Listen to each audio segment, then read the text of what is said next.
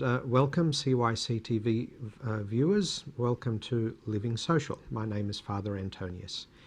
A difficult and somewhat sensitive topic today, pornography.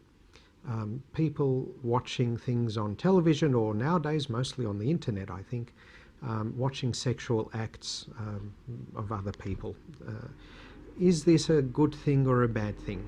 Often in society today, one hears that this is just a normal part of life and it shouldn't be something that we stop people from doing or encourage people to stay away from.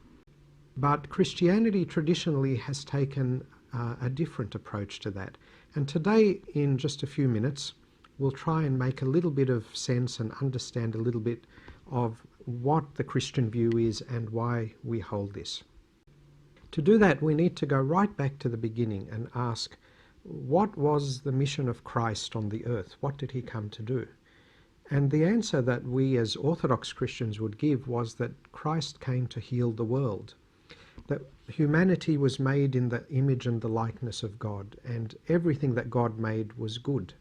But through our own free will and choice, we departed from the good, and we therefore corrupted this good world that he had made for us, and we corrupted our own nature, so that now things don't work the way they should. Let's just think about what that means for a few seconds more. If you think about times when, say, you've broken your leg, and you think of the pain that that brings, you know that when you are in that state of pain, that is not good. That is not the way your life should be. And when you get out of that pain, hopefully when it heals, or even when you get some drugs in your system from the doctor, and that takes away the pain, you know the difference. Now things are good again. I feel better without the pain. Well, pain is a bit like sin in that sense. Sin also makes our life not good. It takes away from the goodness of our life. And so sexuality is one of the areas where this principle applies. That God gave us something which he created, he invented, and which is very, very good. And sexuality is something that is meant to be for our growth as human beings.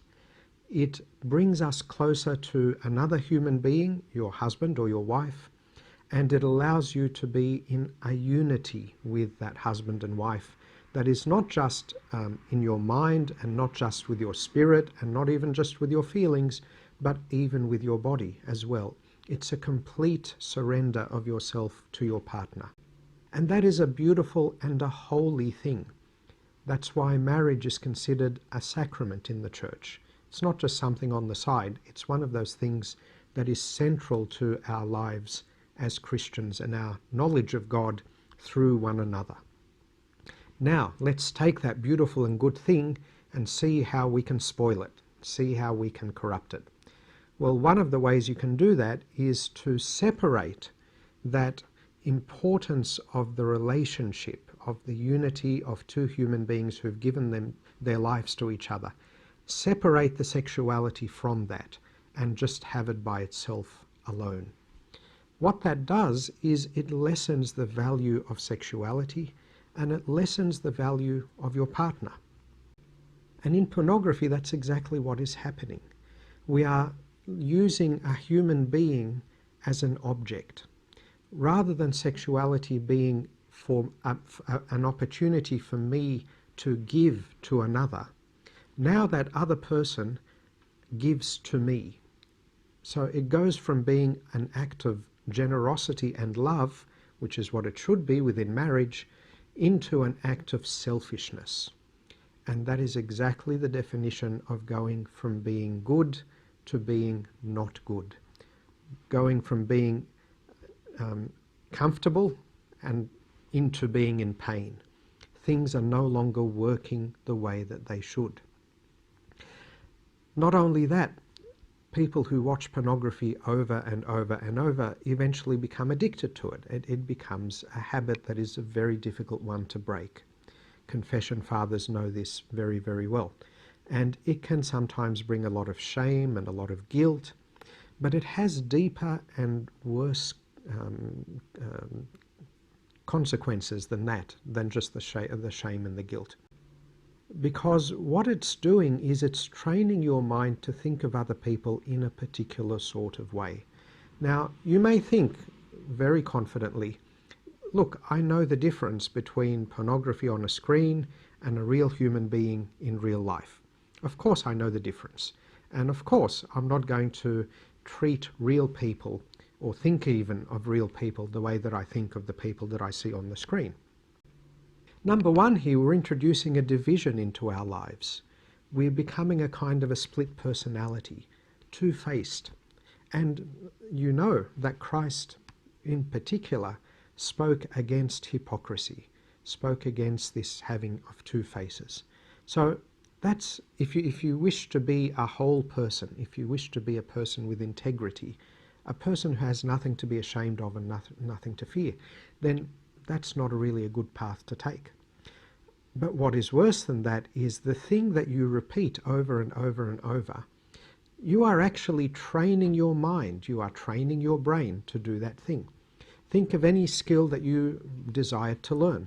If you wanted to learn how to ride a bicycle or drive a car or play tennis, anything, drawing, all of those things took practice. And it was in the practice, in that repeated act over and over and over again, that you were forming new connections in your brain and strengthening those connections by the repetition of doing it over and over again.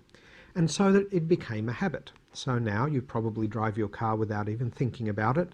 And now you probably do your tennis stroke, your terrific half volley, without even thinking about it. And if you watch enough pornography, then you will walk out into the street and every woman will become for you an object for your selfish desire without you even thinking about it. Because what you've done is you've trained your brain to work that way. And that's a really difficult thing to break. That's a really hard thing to escape from. This kind of habit ends up having a serious effect on people's lives as well. His Grace Bishop Paula, who has had many decades of experience dealing with marriage relationships that are failing, he often mentions this. He says that a lot of marriage problems occur because one of the partners will watch a lot of pornography and will end up having unrealistic expectations. Remember, the people in those pornography movies aren't actually doing real acts. They are meant to be doing stupendous, amazing things. Just like when you watch an action movie and the hero jumps out of a 10-story building and lands on his feet and then runs away. Okay, it's meant to be exaggerated because that's entertaining. We don't expect that we can jump out of a 10-story building in the real world and walk away. And the same goes with the movies that have pornography. They're meant to be exaggerated to be more attractive.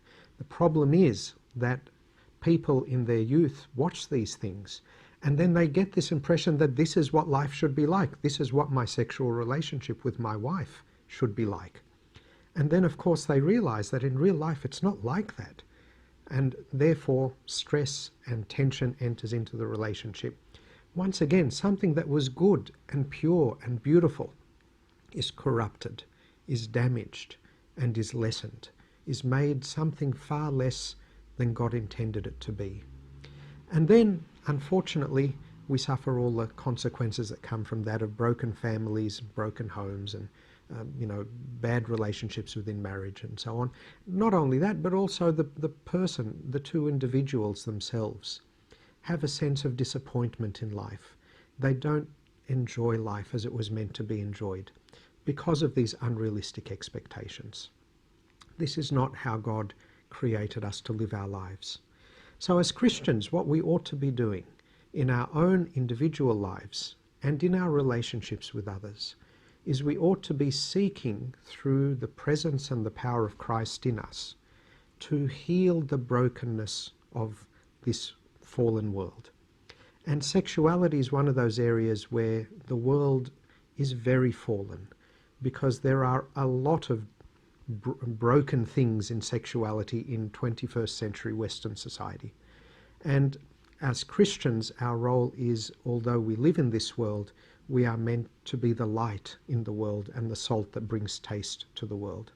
So let us seek the true meaning of sexuality, and that is that it is meant to be between two living, breathing, real people within the relationship and the sacrament of marriage.